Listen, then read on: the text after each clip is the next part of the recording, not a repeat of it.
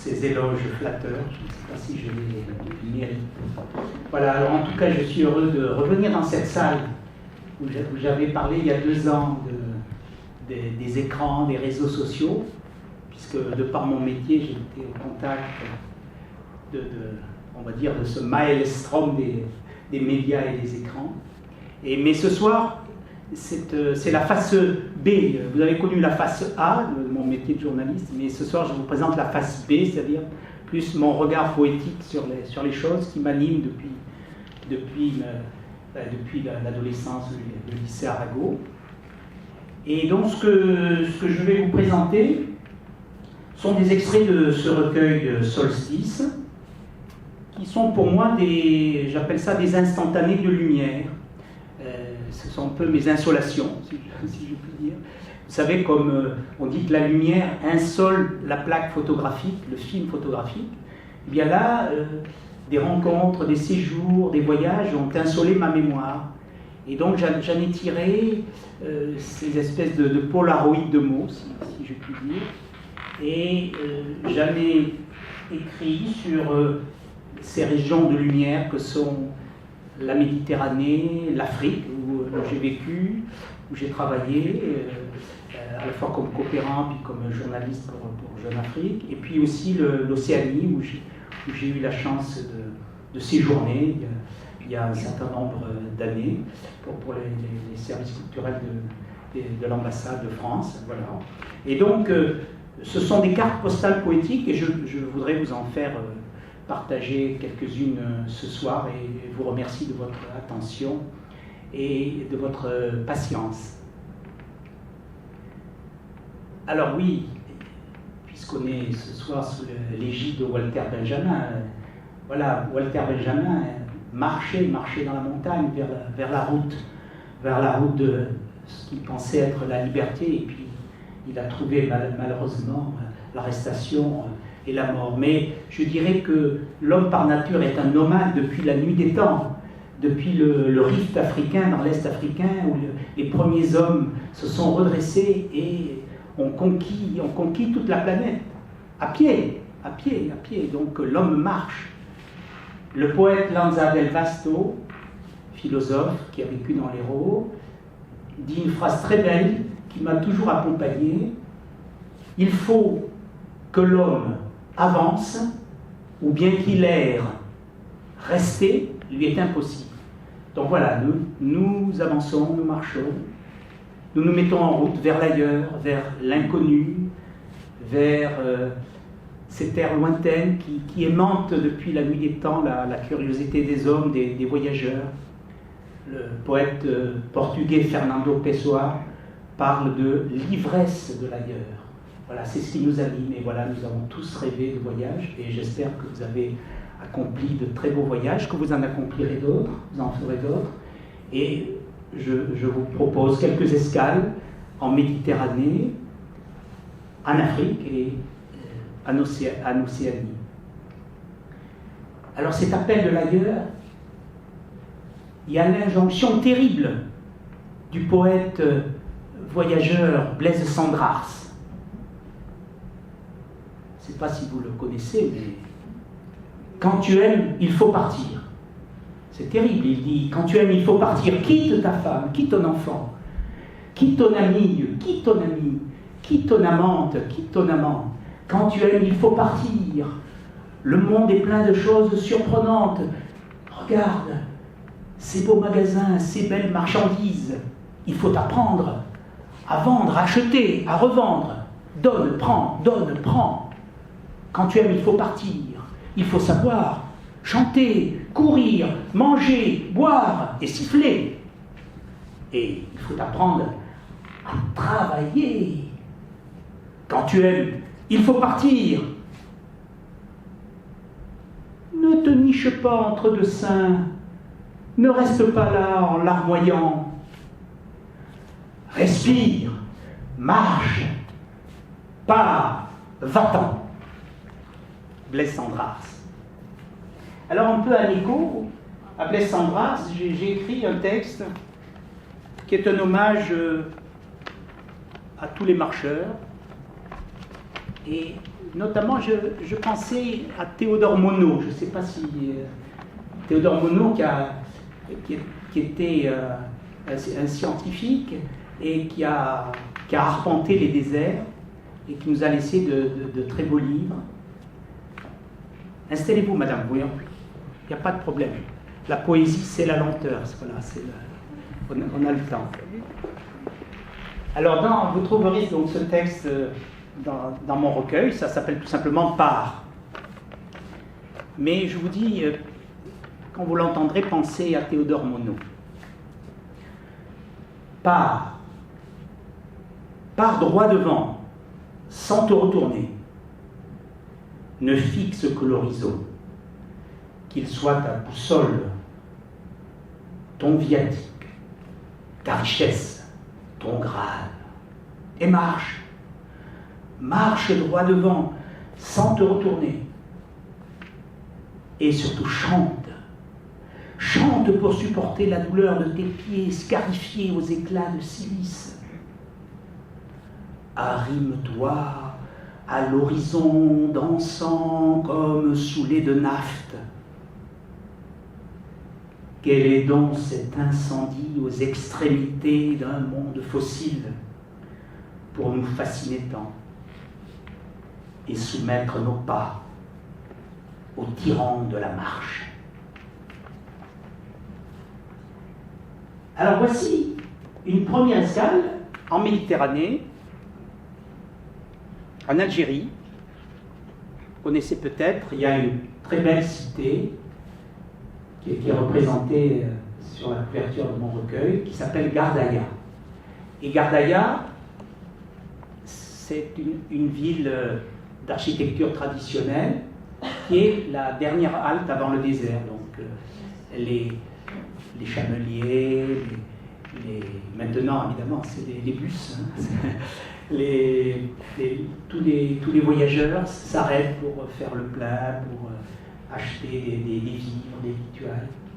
Et donc il y a une activité de marché. Mais surtout, moi, ce qui m'a fasciné, c'est les couleurs de cette ville. Gardaïa, cathédrale de sucre, terracotta, pièce montée brûlante, brioche à peine sortie du fournil, tableau cubiste aux avant-postes du Sahara. La ville arabe dispose au gré des heures ses façades d'ocre, de ciel et de bleu, ses arêtes d'ombre et de lumière. Gardaïa, dernière halte avant le désert. La citadelle abrite le marché aux fruits et aux bestiaux, dans un moutonnement de clameurs et de voiles. Gardaïa, sentinelle infatigable, guetteur d'immensité, rose porcelaine des sables, gardienne du secret de ceux qui ont vaincu la soif et osé regarder le soleil en face. Après cette halte en Algérie, je vous propose une halte en Tunisie, avec un poème de Jean-Pierre Bonnet, d'un recueil sympathique qui s'appelle Écriture de sable, et qu'on peut trouver maintenant, tu l'as repris, je crois, dans un autre recueil. Tu l'as repris dans un autre recueil. Voilà. Donc c'est des très beaux textes, très, très sensibles. Alors on va laisser le monsieur s'installer. Ah voilà, l'ami Michel. Bienvenue. Merci. Ah ben voilà, ça tombe bien, voici, je vais lire un poème là, non pas de moi, mais de notre ami Jean-Pierre, qu'il a écrit en Tunisie, à Djerba, hein, Sidi Mansour, c'est Djerba. Alors ça s'appelle Les enfants de Sidi Mansour. Ben tiens, je vais changer de lieu comme ça.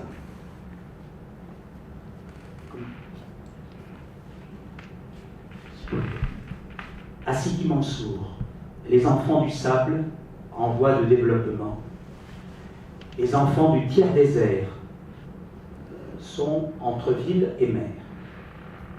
le dimanche, le touriste, le visage pâle à l'ambre vert peut les voir, les photographier, les vidéocassettiser en toute liberté. Et ses yeux, étonnés d'être étonnants, objets d'un musée vivant, errent parmi les blancheurs des mosquées, à travers le châle noir d'un filet tendu vers les sardines de l'espoir. Près des algues, des effluves de marée, des cimetières d'os de sèche, tandis que les bars sont bondés d'automatiques joueurs de cartes. L'après-midi, scandé de prières agenouillées dans les oléurés et noyé dans la pierre blonde. Et vers 6 heures, le soleil, pâle rouget d'automne, mêle aux fleurs d'oranger ses entrailles pimentées. Jean-Pierre Bonnet. On peut l'applaudir, hein.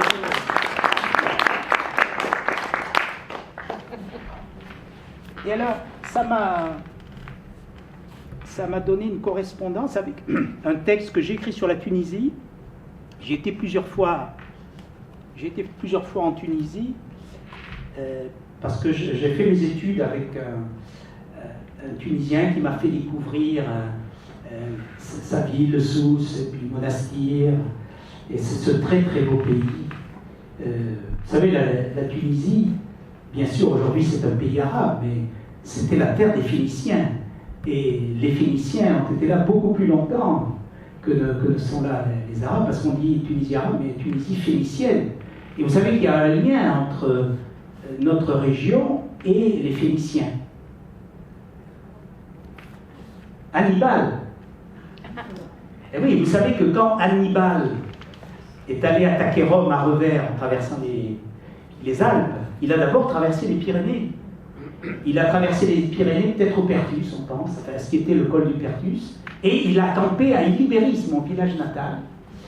Il avait des milliers d'hommes de combattants, mais surtout il avait 36 éléphants de combat harnachés. Vous imaginez, 36 éléphants de combat. Alors il n'était pas parti de Carthage en Tunisie, mais de la colonie qu'ils avaient créée en Espagne, qui est de carthagène maintenant, mais c'était la colonie punique, donc d'Hannibal et évidemment des Phéniciens en Espagne, et donc il est remonté, il a attaqué donc Rome à revers. Donc c'est un petit épisode qui est pas forcément connu, mais qui est intéressant pour nous aussi de savoir que voilà, au 1er siècle de notre ère, on a eu ce détachement. Et les Ibères qui à l'époque peuplaient le sud, et donc les Ibéris, elles, l'ont accueilli bien sûr à bras ouverts parce qu'ils n'aimaient pas le joug romain. Alors voici un texte qui m'a été inspiré par la plage de Gamar, qui est une grande plage de sable fin au nord de la Marsa, qui est très jolie. Et vous verrez, il y a une petite correspondance avec les notations de l'ami Jean-Pierre. Sur la grève, un os de sèche becqueté à cœur par la serpette du goéland, puis délaissé. Remugle de varech et d'iode sur les crêtes du vent. Ossuaire de murex et de théline, semaille de coquilles sous mes pas. Face à moi la mer, stratifiée en lamelles de couleurs, mille feuilles de vagues et d'écumes. Mémoire robe des conquêtes, des débarquements et des départs innombrables. Mais oui, le blanc intense des murs à un pavis d'autant, et le blanc des draps séchant au soleil. Voilà, c'est Gamard. Alors, la Méditerranée, comment la définir? Alors on a dit, la Méditerranée, c'est là où poussent la vigne et l'olivier. Mais aussi les figuiers, les grenadiers, les bigarades, les agrumes. Alors je pense à un figuier de mon enfance, un beau figuier dans le jardin de mon enfance, qui est toujours présent dans mon cœur, même si cet arbre a été abattu, déraciné par des constructions. Le figuier et le poids de son ombre sur mes cils, et le bourdonnement touffu des insectes à mes oreilles, et la saveur singulière de mon suc dans ma mémoire. Figuier, ces feuilles parures t'ont caché dans tes jeux jadis. Ces branches luisantes comme des cuisses de négresse t'ont bercé. Et son tronc pachyderme a protégé l'enfant des guerriers cruels de ses rêves éveillés. Le figuier est toujours là-bas, souverain mémorial du bonheur enfui. Sémaphore tranquille de l'ici. Le figuier, j'ai parlé des agrumes, et le poète andalou Antonio Machado, qui est enterré à Collioure, qui est mort à Collioure après la retirada, a écrit un très beau texte. Alors je ne vous le dirai pas en espagnol, c'est El Limonero. Et il se souvient du citronnier de son enfance.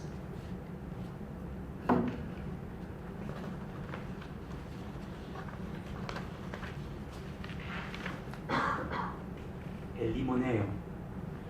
Et l'enfant voyait les fruits d'or se refléter dans l'eau pure de la fontaine. Et il essayait de les attraper. Le citronnier à l'anguille suspend une branche pâle et poussiéreuse sur l'enchantement de la fontaine d'eau pure. Et là-bas, tout au fond, rêvent les fruits d'or. Dans l'atmosphère de l'après-midi flotte cet arôme d'absence qui dit à l'âme lumineuse « jamais » et au cœur « attends ». Oh oui, je me souviens de toi, après-midi joyeux éclair, quasi de printemps, après-midi sans fleurs, lorsque tu m'apportais les bonnes senteurs de la verveine et du basilic que ma mère gardait dans des pots de terre. Tu m'as vu plonger mes mains pures d'enfant dans l'eau sereine pour atteindre les fruits enchantés, les fruits d'or qui, aujourd'hui, au fond de la fontaine, rêvent.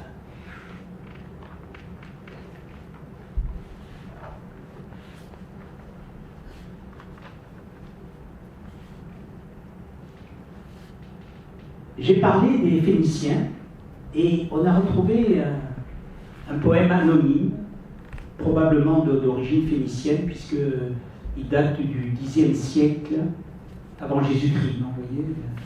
Donc on a transcrit ce texte. Alors, vous devinerez peut-être de quel arbre il s'agit. Il s'agit d'un arbre. Mes graines sont comme ses dents, et je porte mes fruits comme elle ses seins. Je suis le plus bel arbre du jardin. Et je traverse toutes les saisons sans faillir. Sous mon ombre, la sœur et le frère viennent s'allonger le corps parfumé d'huile, et ils s'enivrent de vin. Tous les arbres s'effeuillent au jardin, mais moi, je traverse sans faillir les 12 mois. Et quand tombent les fleurs, en moi, sont déjà les suivantes. Alors, de quel arbre s'agit-il? Le grenadier, bravo. Bravo. C'est le grenadier. Voilà. Et puis il y a aussi le figuier-caque. Vous savez ce que c'est le figuier-caque? C'est l'autre nom du plaque minier. Voilà, le plaque minier qui fait les kakis, en fait, peut se dire le figuier-caque. K-A-K-E. Voilà. Alors, comment dire cette terre sans les vents? C'est une terre de vent. Nous habitons une terre de vent. Sont 12 au moins. 12 vents. Qu'est-ce que vous en pensez? Il y a la rose des vents. À la fin, on fera l'interrogation, on demandera qui connaît. La terre, ma terre, il l'alpague, la secoue, l'ébouriffe, la pétrisse, la triture, la fatigue jusqu'à la corde. Et la soumettent à leur caprice, parce qu'ils soufflent quand ils veulent, tant qu'ils veulent. Et même la nuit. Même la nuit. Entends-les agiter les branches des lauriers en crécelle, ployer les roselières, employer les cyprès comme des pinceaux pour flageoler la toile du ciel. Ils vont, ils viennent, s'enroulent et tournent-boules. Ils tourmentent les gonds, les ferrures, font gémir les volets et les persiennes. Ils s'insinuent sous les solives, font craquer les charpentes et trépigner les volets de tuiles. Et tout ici atteste de leur passage. Les troncs des oliviers, les chênes de liège, les buissons, les talus, les rocs, les dunes portent les stigmates de cette torsion permanente. Que dire des cèpes de vigne, vrillés comme des mains de vieillards perclus d'arthrose.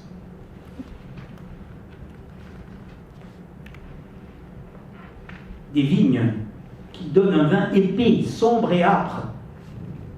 Ils montent au front plus vite qu'ils n'étanchent la soif. Et les vents aussi nous prennent la tête. Car ils soufflent. Quand ils veulent, tant qu'ils veulent. Mais ceux qui sauvent notre terre tourmentée par les vents, c'est la mer. Sa présence rassérénante, évidente et pourtant toujours changeante. Le matin, le vent du levant, qu'on appelle ici Argaben, caresse la surface de l'eau, la lisse et la rend brillante comme un nica. Puis, dans la journée, le vent marin donne à son bleu sa profondeur outre-mer, qui contraste avec un ciel délavé que les vents lessivent jusqu'à la trame. L'été, le fond de l'air devient blanc et pulvérulent. Le chaloc, c'est le mot catalan qui dit le sirocco. C'est le sirocco. Il dissémine à large brassée de semeurs sa poussière de sable ocre sur les sols, les cours, les terrasses. Elle s'immisce dans les maisons, sous les volets. Les tentures brûlent les yeux. Midi. Lumière blanche et aveuglante. La terre s'assèche et se lézarde. Et j'ai écrit un hommage à la tramontane. Oui, quand même, c'est pas le vent majeur, parce qu'il y a un vent ici qu'on appelle le magistral, qui n'est pas le mistral, le magistral. Mais la tramontane, on va dire, c'est quand même le vent roi ici. Tramontane, tu sculptes notre âme. C'est toi qui soulèves la mer, roule ses vagues vertes, emporte nos plages, fais grincer les haubans. Quand tu plonges dans les corbières comme l'aigle royal étend ses ailes sur les plus hautes strates, tu blanchis les châteaux cathares, tu affûtes leurs étraves de calcaire. Tramontane, tu tords le cou à la farigoulette, tu vrilles le nicopoulier, lacères le tronc du chêne de liège, agite les rameaux de lauriers en crécelles ou supplique des processions de la Sanche. C'est toi qui flagelles nos jambes nues des colliers chahuteurs. Tramontane, tu nous bringue-balles comme un esquif naufragé, et tu nous mets le sang dessus-dessous. Tu aiguises notre appétit de vivre. C'est toi qui nous donnes ce ciel aussi pur qu'un œil d'ange. Tramontane, c'est toi qui sculptes notre âme. Et tu nous écartèles entre le bonheur de notre terre et le désarroi de notre temps.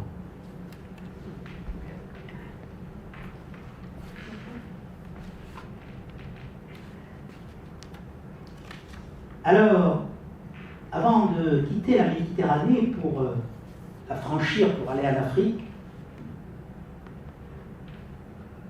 je voudrais vous dire comment je nous définis, nous autres gens du Sud.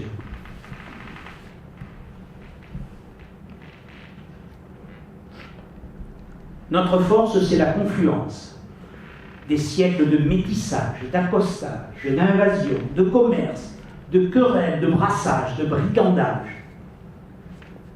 Mare nostrum, féconde marée, vaste marché, prospère trafic. Nous sommes partis, revenus, envahis, colonisés, émancipés, assimilés, occupés, mais libérés, acculturés. Nous survivrons. Nous ne sommes pas une race pure. Nous sommes fils de bigarrure. Car nous sommes faits de sable et de sel, durs en apparence comme la croûte, mais friables et cassants. Nous sommes aussi fils des marées et des sagnes, en sanis, cœur d'argile, et le front ceint de laurier. La mer est notre patrie. Nulle part ailleurs notre corps ne s'est senti aussi libre, et seuls les vents sont nos mentors. Nous sommes un peuple fier, oui, avouons-le, nous sommes un peuple fier, prompt à la querelle, et porté vers l'ivresse, avide de fêtes, de rire. Notre nature granuleuse nous pousse à la dispersion. Et nous usons nos forces à résister à l'entonnoir du sablier.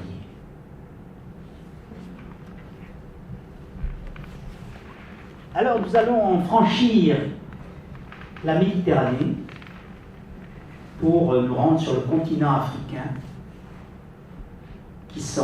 qui est le continent du XXIe siècle. Dans 30 ans, l'Afrique, qui compte aujourd'hui 1 milliard d'habitants, en aura peut-être 2 milliards. Et ce sera, en tout cas, les démographes disent qu'en tout cas, dans 30 ans, l'Afrique sera le continent le plus peuplé. Et à peu près 50% de la population a moins de 30 ans, vous voyez. Donc c'est un pays jeune. C'est un pays immense, plein de ressources, avec une énergie énorme, un potentiel énorme. L'Afrique pourrait être le continent le plus riche du monde. Pourrait être. L'Afrique a aussi des valeurs que nous avons perdues. Des valeurs de solidarité, d'entraide, de proximité. Des valeurs de respect des anciens. Par exemple, en Afrique, on respecte les anciens. Alors on dit, voilà, un vieillard qui meurt, c'est une bibliothèque qui brûle. Les enfants, on dit les orphelins, mais il n'y a d'orphelins en Afrique que lorsqu'il y a des guerres. Parce qu'en temps normal, même un enfant qui perd ses parents, il sera tout de suite adopté par la fratrie, par l'oncle, les tantes. Donc, si vous voulez, il y a vraiment des valeurs de solidarité. Il y a aussi une créativité énorme dans tous les domaines. Et donc, je pense que ce continent, s'il le veut, si nous l'accompagnons, si nous l'y aidons, peut-être le continent du futur, parce que parce qu'il vaut mieux avoir les richesses en Afrique que 2 milliards de migrants en Europe. Donc il faut souhaiter que le continent se développe parce qu'il en a le potentiel. Il y a une réserve d'espace énorme. L'agriculture peut faire des miracles. Nous sommes dans les bandes sahéliennes et les bandes désertiques du Kalahari, mais ailleurs, c'est vraiment une véritable éponge. Au Nigeria, qui est le pays le plus peuplé, avec 220 millions d'habitants, vous imaginez, c'est extraordinaire, c'est le 6e pays le plus peuplé au monde. Lagos est la plus grande ville du continent avec 21 millions d'habitants. 21 millions d'habitants, vous voyez, c'est énorme. Mais ce pays, quand vous le survolez, paraît vide, parce qu'il y a des forêts vierges partout. Et on dit, les Nigérians disent, là, si tu plantes un bâton, il en sort un arbre. Donc il y a un potentiel énorme. Alors voici, d'abord, la ville de Lagos, dont je vous ai parlé, 21 millions d'habitants. Alors là, ça, c'est vraiment, ça vaut le déplacement, hein, si vous voulez voir une mégapole. Moi, j'y étais 3 fois, et on est toujours impressionné. Lagos est un poulpe qui marine entre lagune et océan. Il roule des mécaniques et pousse ses tentacules monstrueux jusqu'au dernier faubourg, ramenant dans ses ventouses gluantes une foule d'objets hétéroclites, bassines émaillées, radiocassettes enjoliveurs, grappes humaines bigarrées, accrochées aux rambardes des vieux Bedford jaunes, c'est les taxis brousse. Il y a toujours de l'électricité dans l'air moite des rues de City. Les points partent au quart de tour. On s'étripe pour un rien. On se vole volontiers, mais on se saoule à l'amitié. On se fait vite dépouiller, ni vu ni pris. Flic ou bandit, vierge ou prostituée, tout le monde est prêt à vous aimer pour un sourire ou 20 $.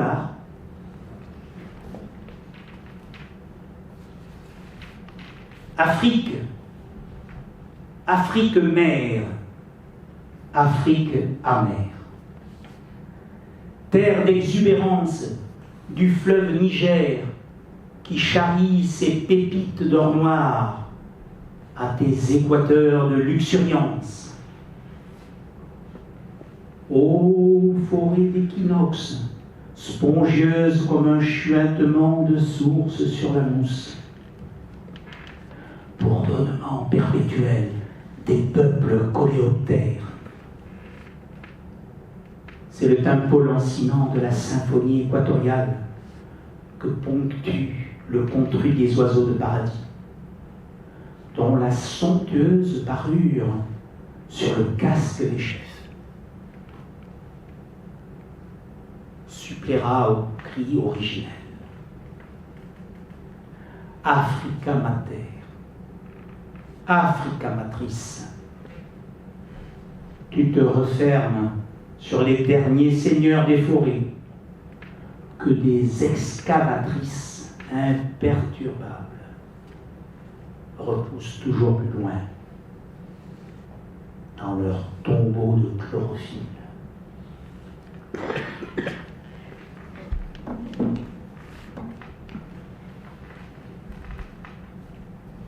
Chico, Chico, Chico, Chico, Chico.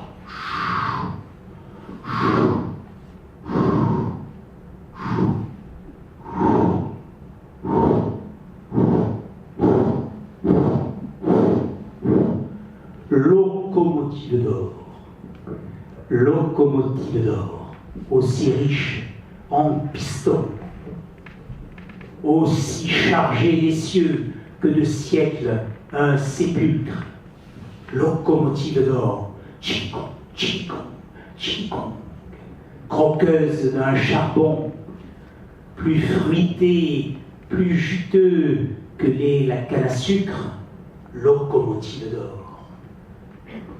Sans un soupçon de suie, sans une once de lucre, tu me fis découvrir tes Gabons, tes Congos et tes côtes d'Ivoire, ou de blancs éléphants, m'asperger de mémoire.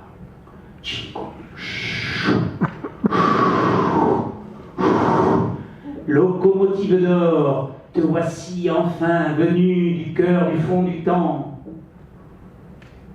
bondissant à ton bord.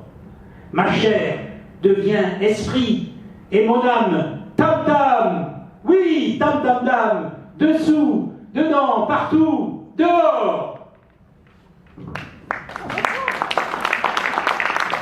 Vous avez reconnu Claude Nougaro, hommage à Claude Nougaro. Et donc, un hommage au grand Claude, j'ai écrit un texte, moins beau que Locomotive d'or, mais qui est un hommage au cœur battant de l'Afrique. Tam-tam. Le tam-tam impénitent fait bondir le diable noir tapis en nous. Il le délivre, il se déploie ce démon-là, comme un ressort, fait corps à nos accords, colle à nos corps. Tam-tam, tam-tam, tam-tam. À grands coups mat, il cogne au ventre. Tam-tam, tam-tam. Le diaphragme encaisse ses uppercuts en cascade. Tam-tam, tam-tam, tam-tam. Les tempes à la fémorale, il bat le tempo sur la membrane tendue de nos tympans à vif. Tam-tam, tam-tam, tam-tam. Ventricule, oreillette, l'aorte torsadée, s'emporte, systole, diastole. Son rythme impérieux fait sauter 2 à 2 tous nos verrous. Tam-tam, on ne craint plus la panne. Il abolit le temps, le tam-tam.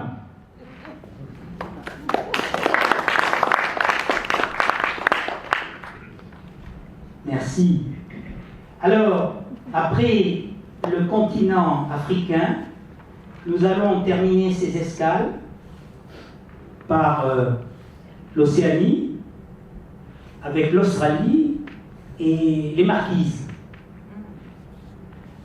Alors l'Australie, vous savez que pendant des millénaires, les géographes imaginaient qu'il y avait ce 5e continent, mais évidemment, ils n'avaient pas les moyens d'y aller. Donc il a fallu attendre le XVIIe siècle pour que le XVIIIe pour que les premiers navigateurs touchent cette terre. Et c'est pour ça que les géographes savaient qu'elle existait. Ils l'appelaient Terra Australis Incognita. Bon, donc dans les terres australes, Australis, c'est on va dire l'antipode de Septentrion. Et donc j'ai écrit, après avoir séjourné en Australie, j'ai écrit ce texte, Terra Australis Incognita. Je vous le fais partager.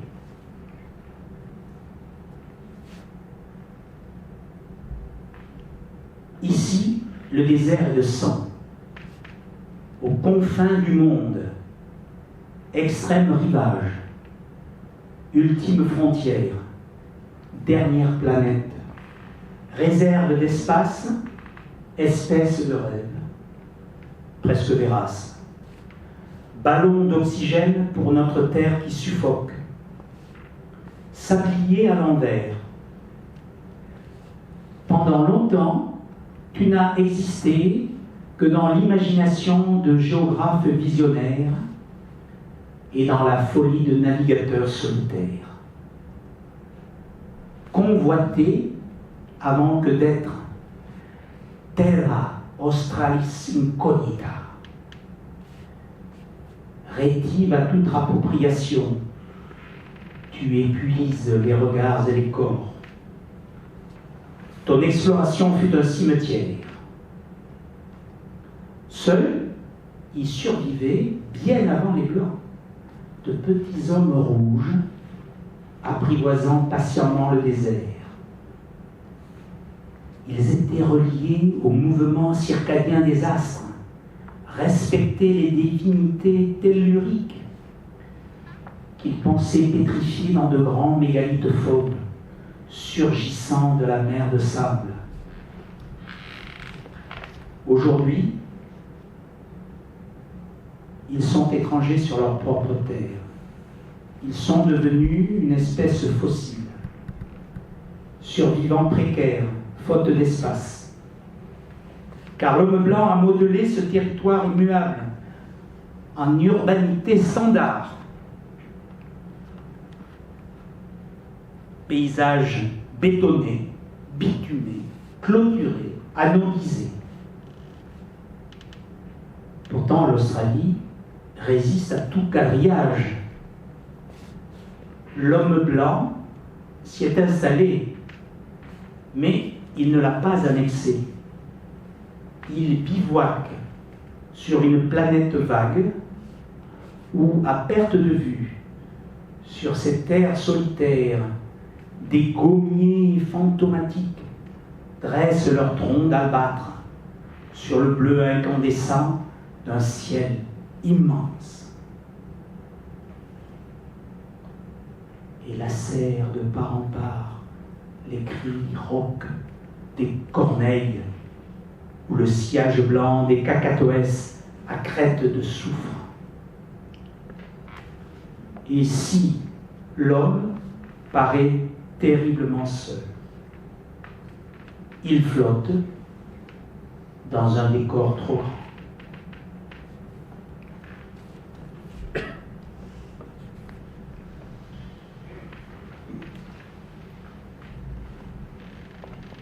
Au marquis Zivaoua, en 1903,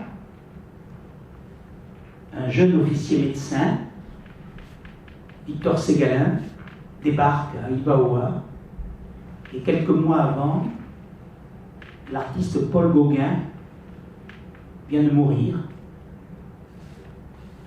et on organise une vente aux enchères pour payer ses dettes, parce qu'il s'était fortement endetté. Alors vous savez que son correspondant, il a envoyé ses toiles à son correspondant, Georges Gabriel de Montfred, qui vivait à Cormières-Conflans. Mais là, évidemment, une fois mort, donc on a rassemblé les sculptures, les toiles, et heureusement, ce jeune officier, qui était déjà poète, enfin en tout cas qui taquinait la muse et amateur d'art, a pu racheter à cette vente aux enchères, a pu racheter beaucoup de pièces, et notamment la dernière palette et la dernière toile de Gauguin. Et aujourd'hui, dans les musées, heureusement, grâce à Victor Ségalin, nous avons retrouvé les dernières œuvres de Gauguin. Et il y a aussi à Ivaoua, vous savez aussi que c'est là où Jacques Brel a passé les dernières années ou mois de sa vie. Il est enterré aussi à Ivaoua. Et Victor Ségalin dit quelque chose que j'ai mis en citation dans mon recueil. Il dit, au fond, on fait toujours au loin un voyage qui est un voyage au fond de soi. Donc souvent on va au loin pour se trouver, pour se découvrir. Alors voici l'hommage à Ivaoua, hommage à Paul, que j'appelais hommage à Paul Gauguin, sur scène. Sous les ramures, les cocomures n'attendent que d'être cueillis. Mais pas la peine de grimper, elles tombent. Ici, la vie n'a pas besoin de mode d'emploi. Il suffit de contempler et de jouir. Gauguin avait appelé sa maison la maison du grand jouir. Le ciel a mis la grande voile, le temps ondoie déployant ses philosèles. À l'ombre mauve des philao, des jeunes gens indolents usent leur regard à divaguer vers l'horizon, flottant. Demain vaut aujourd'hui. À Ivaoua, les vagues dessinent le dernier rivage.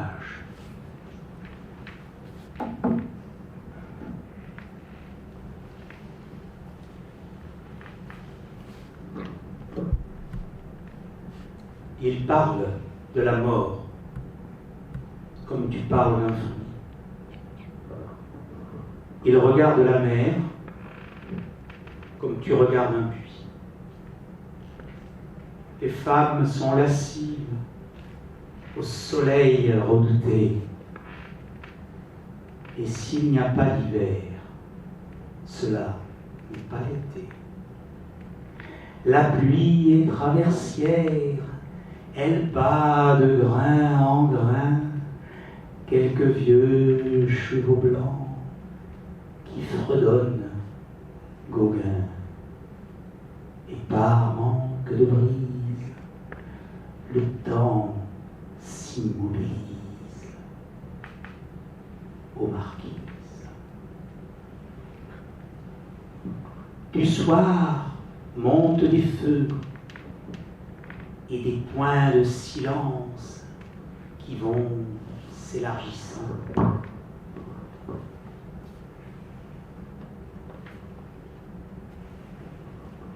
Et la mer se déchire, infiniment brisée par des rochers qui brillent, des prénoms affolés.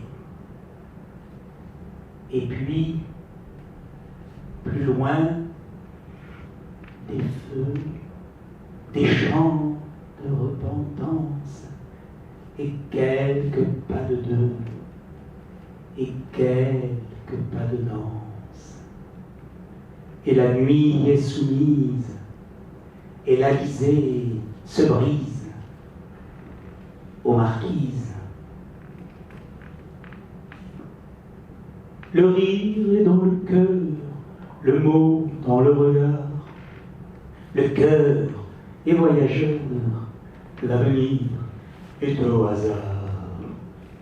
Et passent des cocotiers qui écrivent des chants d'amour que les sœurs alentours ignorent d'ignorer. Les pirogues s'en vont, les pirogues s'en viennent, et mes souvenirs deviennent ce que les vieux en font. Veux-tu que je te dise, gémir n'est pas de mise, Marquise.